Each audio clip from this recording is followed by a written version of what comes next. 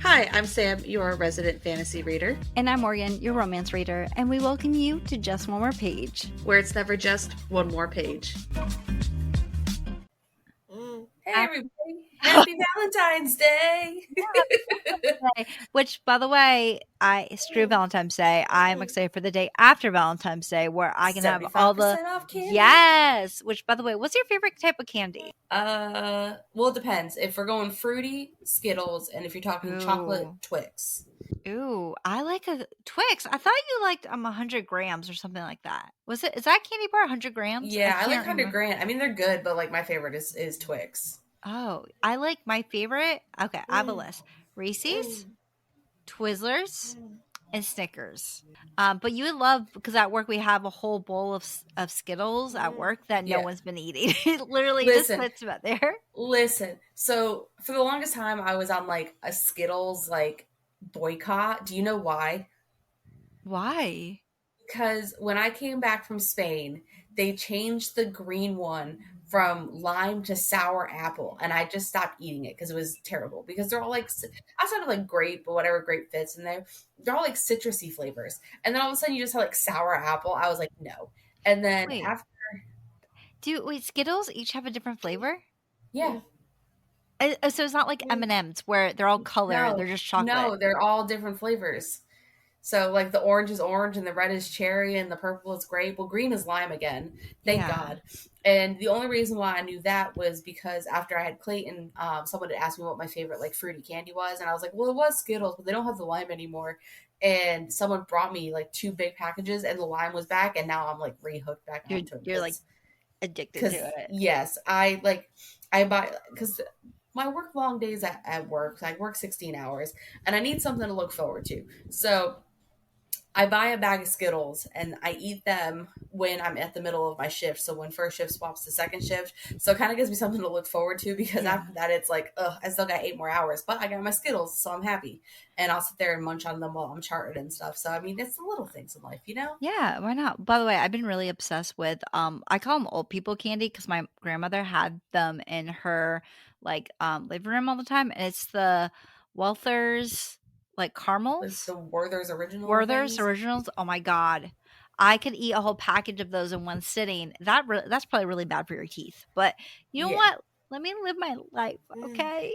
You know what Because old person candy like I can never find, but every old person seems to have it is those like strawberry like hard suckers. yes, I And have like it's them. do you? Because they're so good. They're Yeah. so good, but they're not just like around. Like you have to like go find them. So my dad gets this variety packed of like hard candies. I think one of them, like the ones that come in them, are like peppermint, cinnamon, butterscotch, and there's something else, peppermint, and then there's the strawberry ones.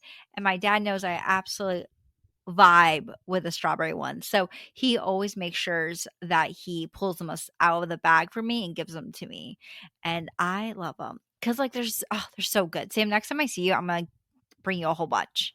Thank you, because they are like the one old like I don't even really think they're old people candy, but it's just for some reason like they're always in like an old if they're above the age of like 65, 70, they have this like candy in their sorry, especially because Clayton is here.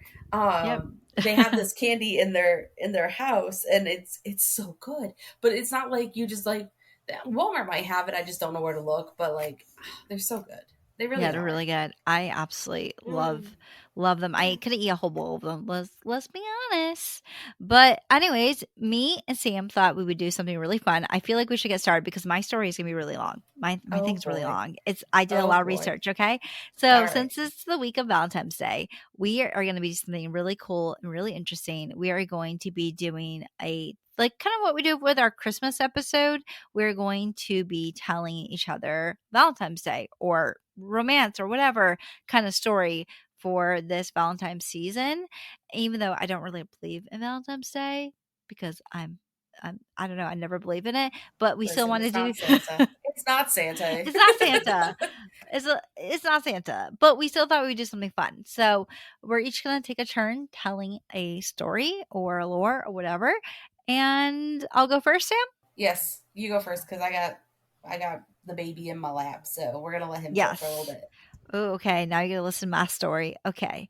So I will fully admit, I struggled quite a bit trying to find a story topic to talk about. I was going to do one on why we do Valentine's Day, but I feel like that lore is kind of well known. And I was like, that's kind of simple. And I was like, I don't know. And also, I was like, I don't know if Sam's going to cover that too. So I was like, I'd rather not do it. And then I was like, wait, what about if I do the history of romance books? That's going to be good. And then I looked it up and I was like, this is boring to research. It was so much stuff were like I have contradicting the itself. same idea with the romance Did books, but I you? scrapped it. I did. I did because Yes. I was like, people give romance books such crap, but now it's kind of like making a comeback and stuff. And like Mhm. I have a little like fun fact about romance books before I start my story. But I was just Ooh. like, I was gonna like do like a history of romance books, and then I was like, this is lame. Yeah, no, it was not fun. And I think it's funny that you both were like thinking about doing that. And then you both were like, no, we're not going to do that. But, anyways, I was like, well, I was trying to like write down facts about how romance books were created. I like happened to look over at my bookshelf and I saw one of my favorite books, which is Legend Born. And if you don't know what that is, it's a fantastic novel that was written by Tracy Dion, is based on Arthurian legend, which you're probably wondering like where am I going with this ramble? But let me just say, I got the perfect idea and the perfect story from looking at the book. And I thought I would share it with you. So this is a story of the wedding of Sir Gawain and Dame Raganel, which comes from the 15th century poem. And there's also several versions of the story, but I'm gonna like go with this one. There's like a couple different like titles and stuff like that, but this is the one I'm gonna go with. And also like I feel like all the stories are kind of similar. But have you ever heard of this story, Sam? Not this one specifically, no. Have you ever heard of the Knight Gawain?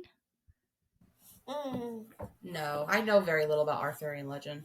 Okay, I'm here to teach you. So, Gawain is actually King Arthur's nephew. He's one of the Knights of the Round Table. He also has another important storyline, which involves a Green Knight, which actually was made into a movie in 2021, but I have not seen it yet, so do not judge me. But the story is kind of long. And also, I do want to say that some of it I just summarized because if I was going to tell you the full story with all the dialogue, with everything, it would have been like 10 pages long. So I'm not going to do that.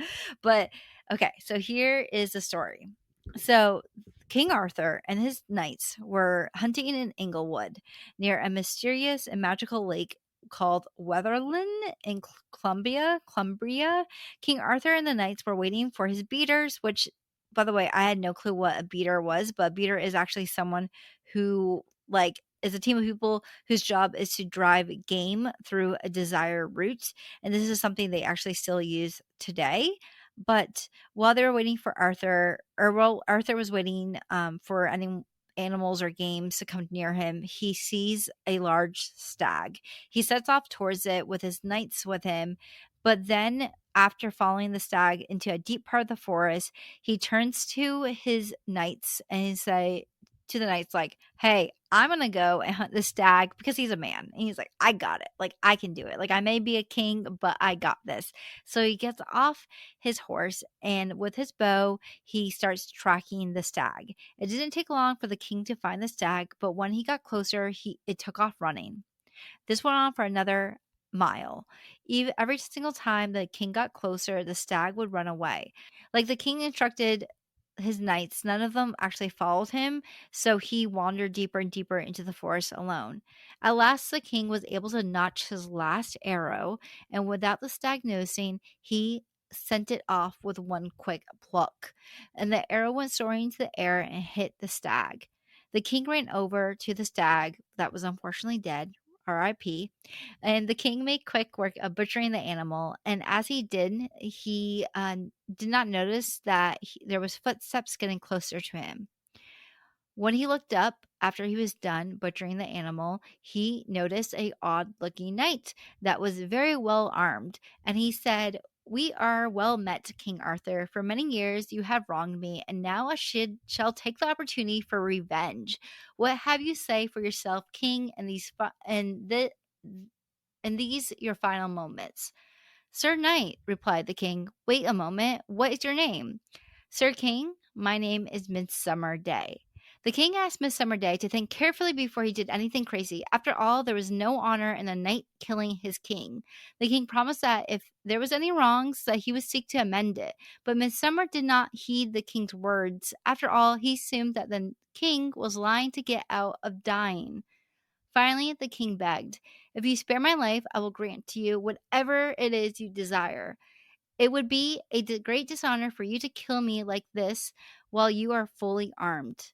Midsummer scoffed and told the king that he was wasting his breath because he desired neither land nor gold. Instead, he wanted the king to come back in a year's time dressed the exact same as he was. The king quickly agreed, and Midsummer continued because the king was like, "Okay, I'm not gonna get murdered. Period. I'll totally come dressed Yeah. and Yeah. whatever, like easy peasy." But Midsummer continued. "But listen first to what I have to say. You will swear upon my sword to tell me when we next meet what it is that women desire the most in the world. I will not send for you, but we will meet again in this very spot in exactly 12 months' time. And you will swear upon my sword that you will come unaccomplished, and none of your knights will follow you. And if you have no answer for me, I shall cut off your head. What do you say, king? Let me hear what you have to say. Tell me, do Kind of you aggressive agree?" real quickly. I know. That server's kind of chaotic. Let's think about Oh it, my okay? god. But King Arthur had no choice in this. And so he agreed. He was like, "Okay, yeah, that's fine. I shall agree to this. Now let me go. And although it pains and angers me to make you this promise, I swear that I will return to the exact same spot in 12 months' time, and I'll give you an answer as I am a true king." Midsummer let King Arthur go, but after he swore that he would not kill him when he saw him again and that he would not send his knights after him. When King Arthur returned to his knights, they could tell that something was wrong, but King Arthur would not tell them anything about what had happened. Now, Sam, I want to ask you, what do you think women desire the most? What do you think the answer was to this riddle? For men to leave us alone so we can just like read our books in peace. Yes, exactly. I approve of that I mean, completely. I don't know what the answer is going to be. Maybe just like equalness or true partnership, like Mhm. don't demean us kind of thing. So Yeah. I'm guessing that's around where the answer is going to be. Okay. Later that night, Sir Gawain went to the king, noticing that something was wrong with his uncle. So King Arthur was like, "Listen, I cannot tell you what's wrong. Like, I can't promise." And Gawain is like, "Okay, why don't you just tell me?" And he's like, "Okay, listen, bestie." Let me tell you what actually happened. So, of course, he told his nephew about what happened. And as soon as Gawain heard, he told his king, like, "Listen, make your horse ready and gallop far and wide. Ask everyone you meet to advise you upon the answer to this question. And I shall ride similarly in another direction and get what I can from everyone I come across from. I shall write it down all in a book, and you shall do the same." The king, of course, agreed, and he began to ask everyone and anyone he could find the question of what do women desire the most in the world? Except the answers he received were all over the place, from expensive clothes to being highly praised to even having a lusty lover. Soon Sir Gawain's book was filled with many different answers, but none of them seemed like the right answer.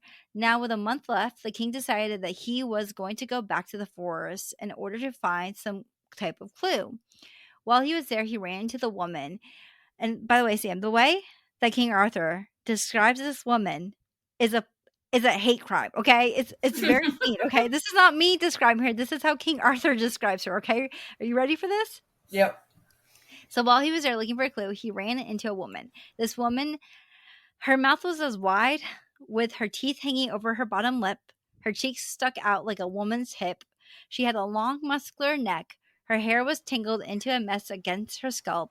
There was a yard between her shoulders, and her breasts were so large and heavy, they alone were enough to weigh down her horse. It sounds like an episode of Botched. I know. I feel so poor. I feel so bad for this lady. I listen. If anyone said that to me, I'd be like, okay, this is it. That's it. I'm not. No, no, thank you. But what caught the king as odd was the fact that the woman's horse was beautiful and her saddle was decked out in gold and gems. It was an odd thing that such a horrible creature would ride upon such a fine horse. As she rode up to the king, she asked to speak to him. The king said, "What do you want with me?" Because the king's like, "You're nasty. Why are you even asking? Why? Like, why?" And so she is like, "Listen, king, I want to tell you something. I know the answer that no one can give you. I know the answer to the riddle and I can tell you. You may not believe me, but I can tell you." And the king immediately was like, "Okay, what's the answer to it?" And instead the woman's like, "Listen, I will tell you the answer to this riddle, but I want something in return." And the King Arthur's like, "Yeah, I have gold. I have whatever. I have land, whatever you want." And she's like, "I do not want gold. I do not want land." She's like, "I want to marry Sir Gawain." And he's like, "Excuse me?" Because he's like, "This is my favorite nephew. How dare you even ask to marry my favorite nephew?" But she's like, "I will not tell you unless you unless you let me marry him and I know the answer to this riddle." So he goes, "Okay, but firstly, what is your name?" And she goes, "My name is Dame Reginald." So the king leaves to go ask his nephew if he will marry Dame Reginald. And even though the king thinks that she's the ugliest woman in the world, he goes to ask him because I'm like, "Arthur, you're kind of standoffish and rude. Okay, I'm sure you're not that pretty, anyways, also." But he goes up to Sir Gawain, okay? And he goes, "Gawain, I met today with the ugliest and most hideous lady that I have ever seen. She told me that she would save my life, but I first of all ask you to agree that you will be her husband. She told me that her name by the cross is Dame Ragnall, and she said that unless I learn the answer from her, I will be lost. And she told me this, and even if I answered fail, that she will not have her desire. This is the agreement she offered, and if her answer saves my life, then she has you. This is all there is to it. This agreement I lament is from the bottom of my heart." And Sir Gawain's like, "Listen, I got you. I got you, bestie." Is this gonna be some like Beauty and the Beast crap where like all of a sudden she becomes like gorgeous after they marry him or whatever? I don't know. I gotta wait in here. Gotta wait till the end of the story. Yeah, wait for that story. But Sir Gawain's like, "Listen," he's like, "I got you, uncle. I'm down." And King Arthur's like, "Are you sure?" And he's like, "Yeah, no problem. I got it." So he runs to Sir Gawain and he tells Sir Gawain, or not Sir Gawain. So he runs to Dame Regnal, and this is the day that he must answer. So he goes, "Dame Regnal, Sir Gawain has agreed to marry you. Now hurry up and tell me the answer to this riddle." And she says, "Sir," replied Dame Reginald, "you shall learn what women most desire, whether she be a duchess or a maid. Some men say that we want to be the most beautiful. Others say that we desire to have the dealings with as many men as possible. Some say that we desire an athletic lover or simply to be married. Some say that we like to be praised highly, but you men butter us up with compliments only so that you may slide your way into us all the more easier." This is Lord have mercy. I know. "This is all foolish and superficial. There is only one thing that we all truly desire, and now I shall tell you what it is. We desire of men above everything else that we shall be their masters. We desire sovereignty over them. For when we are in control, all is ours, though our knights may be the most feared in battle.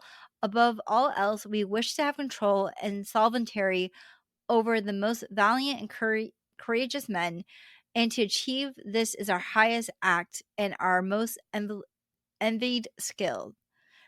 Duchess or servant, this is every woman's most furious desire."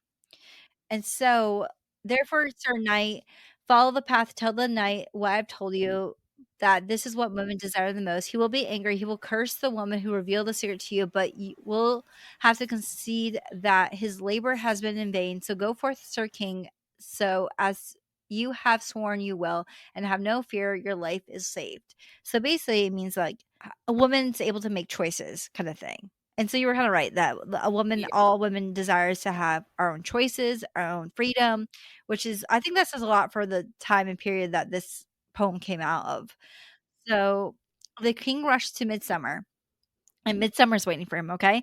And Midsummer's in the woods, and Midsummer's saying there was a sword, and he's like, "Dismount, Sir King, and here, let me hear your answer." And so the king dismounts his horse and pulls out two books, one for himself and one for from Sir Gawain. And he's like, "I don't know what the answer is," and this makes Midsummer super happy because he's like, "You have all these answers, you do not know the answer to my riddle." And so Midsummer's like, "Sir King, you are a dead man. Bend down and bow your head, and or bow your neck." And he's like, "Wait, Sir Midsummer." And then he told him the answer. He said, "Women desire the most is solitary." And with that answer, the smile on Midsummer's face slid off. And he immediately gets all red in the face and he says, "And she who told you this, Sir Arthur, I pray to God that I may see her burning on a fire, for that was my sister, Dame Reginald. Oh May gosh. God send heard heard her shame. For otherwise I would have had you, King Arthur. I should have tamed you. Now I have labored in vain. Go where you wish. You have nothing to fear from me. A curse on this day. I shall never be close to killing you ever again." And King Arthur's like, "Shh, right?" And he's like, "Okay, Midsummer, you're never gonna catch me like unarmed. You're never gonna make me like I'm never going to be without my bow. Next time I'm with my weapon, you better watch out." So King Arthur goes back to Dame Reginald. He tells her that he got the riddle right, and he's like, "And Sir Gawain agreed to marry you."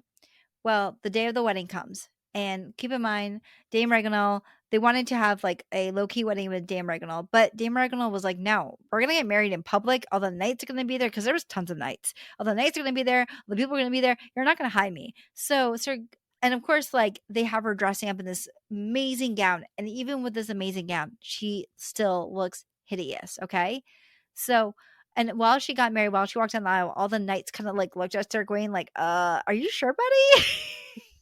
But of course, Sir Listen, Gawain, it's not too late to turn around. You can run. right? But so Sir Gawain goes through it. He gets married to her, and after the wedding, they're at a feast, and everyone is noticing that she's lacking manners. She's eating meats with her fingers. She's eating a ton of food. On top of that, her fingers are 3 inches long. She ate three chickens, three curlews, and three huge pies, and nothing was brought before her which she did not consume at once. Everyone stared at her as she indulged on the bones too, and she would eat the bones. And everyone was like, "Oh my god!" Like everyone was disgusted. So the night has come, and Sir Gawain and Reginald have to consummate their wedding, okay, their marriage. And she tells him like, "Sir Gawain, I'm your wife now. You cannot deny me the right of this in bed." And Sir Gawain knew that he couldn't turn it down because, like, listen, Arthur is his uncle. He can't turn down. They have to consummate the marriage. So he turns around and he looks at her and he sees the most beautiful woman he's ever seen in the world. And she goes, "Oh my goodness, who are you?" And she's like, she goes, I'm your wife. Why do I you knew stare it. at you knew it, yeah. But listen, he goes, she goes, "Why do you stare at me?" And she goes, "Lady, I apologize. Forgive me. It is I who's in shock. You are a beautiful woman, and yet today you were the most disgusting sow that ever laid my eyes upon." Oh my god. "I'm delighted to see you transformed." And he grabbed her and kissed her with so much joy with like a ton of joy. But then she said, "Sarah, before we make love, I must tell you have two options. Choose one of them, for my beauty cannot last. Either I will be beautiful during the night and ugly during the day, or I will be foul beyond belief while we are alone at night and attractive during the day. You must choose one or the other. This decision is yours." And Sir Gawain's like, "Oh my God, this is impossible because there's heartbreak anyways. Like one leaves me open to ridicule and humiliation. But if you're beautiful only during the day, think about the distress and disappointment I will suffer every evening when it's time to go to bed." And he goes, "I will gladly choose the best option, but I have no idea which it is. You must see fit, my lady. I pass the decision back to your hands. You must decide what's best for us. After all, what is mine is yours. Do what you wish. I vow this before God." And then all of a sudden, Sir Dame Reginald jumps on him and she goes, "Thank you so much." Because the fact that she was cursed. And she said, "I will shall be beautiful both day and night because you gave me the chance to make my own decision with broke the curse.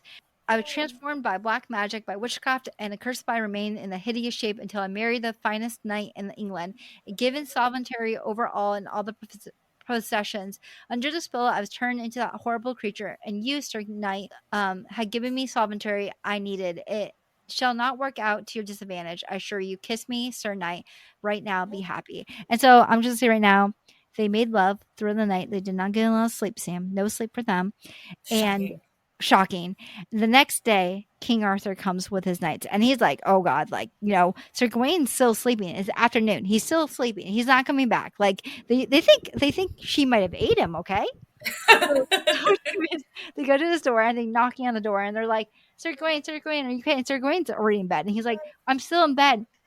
And King Arthur's like, no, I must like assist you come out. And he's like, no, I'm still in bed. And they're like, no, come out. So he finally comes out, and King Arthur's like, are you okay? And this woman comes out of nowhere, and King Arthur's like, oh my God, who's this gorgeous beast? So Gawain, Oh god. and Dame Regan was like, fuck you. But no, just kidding. As she should. As she should. But after that, she lived with Sir Gawain, and they were married. In a lot of legends, they're always married, and Sir Gawain is always really faithful to her, and she's always known as the most beautiful woman in the world, or in Camelot. But Sir Gawain stays basically very loyal to her till the day he dies, and I think that's very romantic, very cute. Although very kind of standoffish and superficial, but I thought it was cute. Sam, okay, that is the Listen, story of Sir Gawain listen. and That story's a hot mess. Did you enjoy it though? It was a little bit I long. I did. do apologize. No, you're good. It's good. That's a hot mess of a story of the knight being like, God damn it, you talked to my sister. Of course you did. Well, I guess I'm not gonna kill you now. Like, Well, the one thing I noticed about Arthurian legend is that these men are stupid. These men are stupid. yes. They're very prideful, very stupid. Like there's one part with the Green Knight where the Green Knight comes to the castle and is like, chop off any limb you chop off of me, I get to chop off of you in a year time. And Sir Gawain gets up and chops off his head. Like, sir, are you stupid? Okay. Sir. Yes, sir. But yeah, so No, I hope you think to go for the head first. You think you'd like take an arm or something. But then you take both arms and like you're just left with your legs and like, it just doesn't make any sense. it doesn't make any sense. You're just a bowling pin. Jesus. That's a hot mess. Oh my goodness. Oh gosh. No. Yeah. I'm excited to hear your story, Sam. Okay, so I told you I was going to start with a fun fact. Yeah. Okay, and I'm ready. So the fun fact of romance novel sales total more than $1 billion a year. They sell as much as sci-fi, mystery, and fantasy combined. As we should. Listen, romance is the best. Romance is the best, as we should. And I was doing, and the problem is like romance has become a very like, it used to be a very niche genre, and now it's a very like broad genre because now you have your romantasy and whatever. So sometimes it's kind of vague as to like what romance is considered. So there's a lot of like overlap to it. But I was like, well, that's interesting because I knew it was like $1 billion industry, but it gets so much crap for like the Fabio covers and stuff. So I thought it was hilarious. Yes. So I was originally going to try and like look at the roots of Valentine's Day. Mm-hmm. And I originally was gonna do one, and it was based off this like Greek, or no, it was a Roman. Brain can't think of the word, like a Roman story, basically. Yeah. And it was about like these two brothers that got shoved into the river, and they were raised by a she wolf, and it was very gruesome, and there was a lot of things going on, and I was like, that's not okay for the podcast. So I rewound, and I was like, okay, let's go someplace else. And so I was looking, and I just like, I don't know, I just started clicking around with like Valentine's Day fun facts or whatever, and found out that nobody knows who Saint Valentine actually is. There's 2 possible men that could be Saint Valentine, but there's 8 total. But the Saint Valentine that I'm going to be talking about is the one from Rome. Okay. So wait, there's 8 you said? There was 8 because Saint Valentine was sainted as Valentine. So he wasn't like, that wasn't his original name.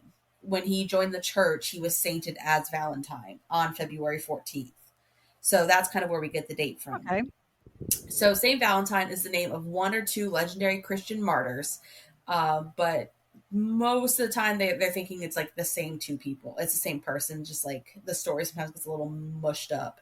Yeah. So it says Saint Valentine is the name of one or two legendary Christian martyrs whose lives seem to be historically based. Although the Roman Catholic Church continues to recognize Saint Valentine as a saint of the church, he was Mhm. removed from the general Roman calendar in 1969 because of the lack of reliable information about him. He is Okay. considered the patron saint of lovers, epileptics, and beekeepers. Oh, I don't. epileptics and I'm beekeepers. like, I'm like, What? that elevated fairly quick. So I That's was like, oh, the lover, very the patron saint of lovers, and I'm like, epileptics and beekeepers. I don't know where that came from. yeah. So, by some accounts, Saint Valentine was a Roman priest and physician who suffered martyrdom during the prosecution of Christians by the Emperor Claudius II Gothicus about 270. I'm believing it's 270 BC, but it's not very clear.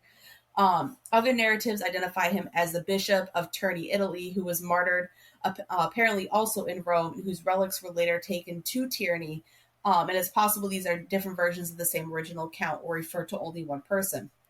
So the commonly told story says Saint Valentine is a priest of Rome as the former bishop, he was placed under house arrest. And the reason he was placed under house arrest was because he was marrying off the Roman soldiers so they didn't have to go to war. And so they were like, you can't do that. Look at that little So, rebel. so you're going under house arrest. So while under Mhm. house arrest, of Judge Asterius and discussing his faith with him because everybody in Rome are Roman Catholics and he's Mhm. Christian. He's discussing the validity of Jesus. And so the judge says to Valentine, if you can make my blind daughter see again, I will let you go.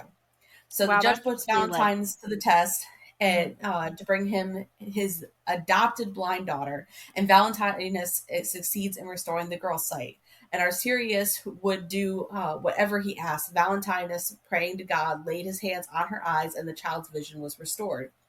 So immediately humbled, the judge asked Valentinus what he should do. And Valentinus replied that all of the idols around the judge's house should be broken, and that the judge should fast for 3 days and then undergo the Christian sacrament of baptism. And the judge obeyed, and the rest of his fasting and prayers freed all the Christian inmates under his authority. So he was like, okay, all of you who are Christian and in jail, you're not in jail no more.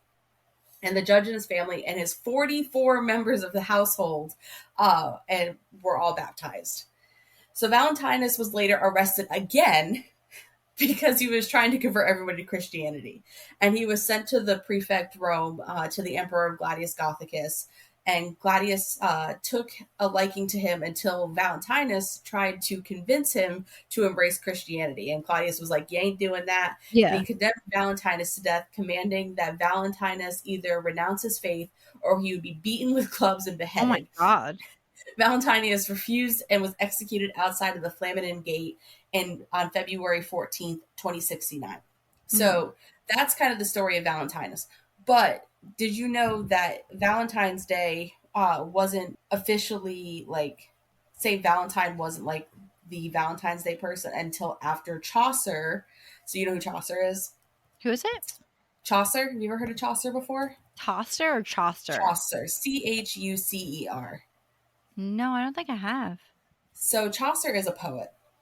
Oh, And okay. it was believed that Valentine's Day wasn't marked as a holiday of love until Chaucer wrote the Parliament's Fowls, also known as one of the earliest Valentine's Day poems. The Parliament of Fowls is a 699 line poem about birds choosing their mates. And the poem is S thought to have originally been written to honor a grand occasion, which is the marriage of King Richard II of England and Anne of Bohemia after 5 years of negotiations.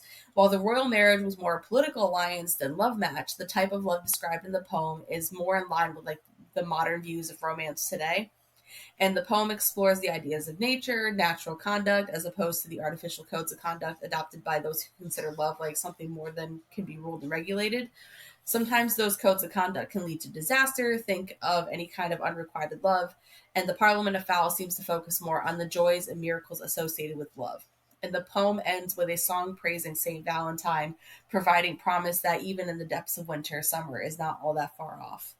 So, yeah, St. I Valentine love was a that martyr, poem. and it wasn't until Chaucer was like, "Hey, he's the one that we represent Saint Valentine as the like original founder of Valentine's Day." So it's kind of like a thing that just like appeared, and we've all kind of accepted it. But I thought it was really interesting Mhm. that like these two people who are like hundreds and hundreds of years apart, their stories intertwined, and that's how we got Saint Valentine as our like primary person in Valentine's Day. You know what? I love the poem about birds. That's where you got me, Sam. The poems, Yeah, yeah. the 500 page, or was it 600 pages? 699 line How poem. So many? who I'm knows how sorry. many pages that How is? how many words do you need to say about birds? By the way, let's talk about birds real quick. Do you know what I think is funny? That the Christmas cards have cardinals on top and they're bright red, but the female cardinals are dark red, and so it's just a bunch of gay cardinals on all these Christmas cards, and all these people are like, "God bless you. Here's a gay cardinal." So, fun fact for you. Well, it's like, okay, so when you see like pictures of Noah's Ark and both the lions have manes, and it's like those are two male lions, the female's not getting on the boat. Listen, I'm just saying, we have facts. We have facts that this is a thing. Mm-hmm. Okay? So, yes, I'm not going to get too political, but that's what I'm saying. But anyways, this Yeah. was a fun episode. I literally Yeah. cannot wait to do this again next year because I wrote down notes of stuff I want to do. Hopefully next year my story won't be too long. I do apologize. But I felt like I listened to the story on a podcast last year or 2 years ago, and I absolutely Mhm. fell in love with it, and I thought it was so cute. Although now I'm thinking about it, maybe it wasn't that cute because Arthur is a little bit of It, a listen, dick. it's a little bit of a hot mess. Both Yes. our stories are a little bit of a hot mess. Like this guy was like, "I will prove to you that God exists," makes his blind daughter like seeing, and then Yeah. the Gladius is like, "F you, Roman Catholics. We're gonna just like behead you. Goodbye. I mean, Rest in peace." love is messy, and I guess Valentine's Day is messy too. So, Yeah, but a little bit. Okay, so next week. Usually this is Morgan's bit, but next week, ooh, it is Sam chooses for my birthday. mm, So next week's my birthday, and I'll be 33. And so, because my birthday's on Friday, so I guess my birthday episode's gonna be that Sunday. Is that right? Am I getting my dates correct? Anyway, well, so yes. Well, yes, actually, yes. I think that this one's going to be going up on the 18th, and then next week is the 25th Okay, episode. so So it's in yep, between your so birthday. it's in between my birthday. So I decided instead of just flat out picking a book, I would give Morgan some options. Ooh, like I did Um, last time. yes. And I really liked that. So the first option is basically like a fairy tale inspired book. A girl goes to basically a fairy tale land, and this guy who is supposed to be like, I don't even know how to explain him. Basically, in order to break his curse, you have to kiss him, but if it's not the correct person, you will die. Okay. And he's kind of like a trickster, and there's some apples involved. Okay.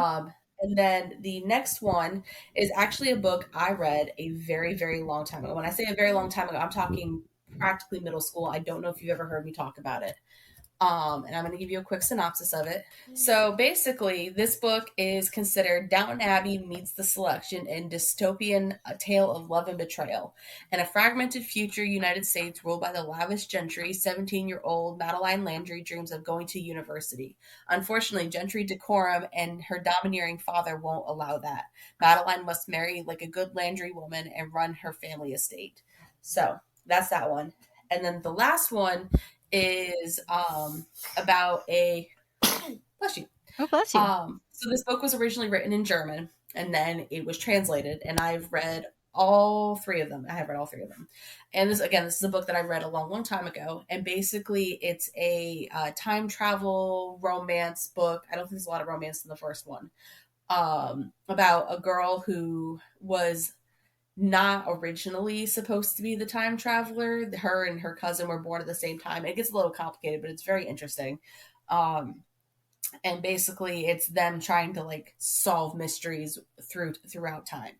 So you have your fairy Ooh. tale, your Down Abbey meets The Selection, or kind of like mystery finders and time travel. Okay, do you know what? I think I'm gonna do the last one because I You think I want to do know the which one last you're one? talking. Yeah, because I think I know what you're talking about because I remember you talked about this book and you also talked about how it came out on a TV show, right, or a movie? Yep, yep. So What's it this called? one is called Ruby Red. Oh, okay, Ruby Red. Okay, Yep. yeah, that one sounds And really interesting. What was the other so choices you had? Once Upon a Broken Heart and Landry Park. Oh, So Once I'm Upon a Broken surprised you Heart did is not. like a Yeah, I think I I've went when I heard. was looking at books. I was also looking at the audiobooks and the lengths, so that way it Mhm. wouldn't take you too long. Because a lot of the books that I read are 600-700 plus pages, Yeah. and I didn't want to pick anything that was going to like really time consume you, but I wanted ones that Mhm. were like fun. And Landry Park, I remember like loving when I was younger. Once Upon a Mhm. Broken Heart, I flew right through that. It took me a day to read. And Ruby Red, I don't know, I have some weird nostalgia for it. And I think Oh, it's maybe it'd be interesting good to that come like back to it. yeah, so it'll be. I have a very vague memory of like I know what the story's about and like the basis of it. So it's gonna be kind of fun to revisit it again because I haven't read it in a very very long time. So it'll be a Oh, it'd lot be of fun. interesting though. Well, So I'm so excited to read it. I think it's gonna be fun. You get to like go back to a book you thought like a book from your child because this book came out in 2009. That's yeah, crazy. This is crazy, but it's gonna be a um, fun read. I cannot wait. and I think it's fun that it's originally written in German and then got translated over to English. So Yeah. uh, that's a fun little tidbit about it too. So Yeah. So it's gonna be I feel like it's gonna be a fun read. But anyways, if you guys would love to support our podcast, then make sure you rate us on Spotify as it does push our podcast out there. Also, remember to follow us on Apple Podcasts, YouTube Podcasts, basically anywhere you can find a podcast, you can find us. Also, check out our YouTube channel, Just One Page. You can find it obviously on YouTube. Also, if you have a book that you'd love to recommend to our listeners, please go on to memo.fm/just one more page, in which you can leave us a voice memo and you can be in a upcoming episode. Just go to memo.fm/just one more page and leave us a voice memo and let us know what book you would like to recommend for our listeners. Anyway, Sam will tell you about the rest of our socials. yeah, so if you think we are absolutely hilarious, which fun fact, my friends, we are, we do have a TikTok. It is Just More Page Podcast. And for all the pictures, stories, anything else we decide to post, we do have an Instagram. It is Just More Page Official. And we are also Just More Page Official on Threads. So go ahead and come stalk us on there, slide into our DMs, come follow us. We're trying to hit a goal of 10,000 followers this year on both our socials because we want to build a Yes. community. So that'll Yes. be amazing if we hit that. So yeah, come follow us, come be a part of this awesome community. We love you all. Happy Valentine's Day for those who Yeah. celebrate it. Happy Single Awareness Day for those who don't. And we will talk to you all next Sunday. Okay. So yeah, Bye. bye.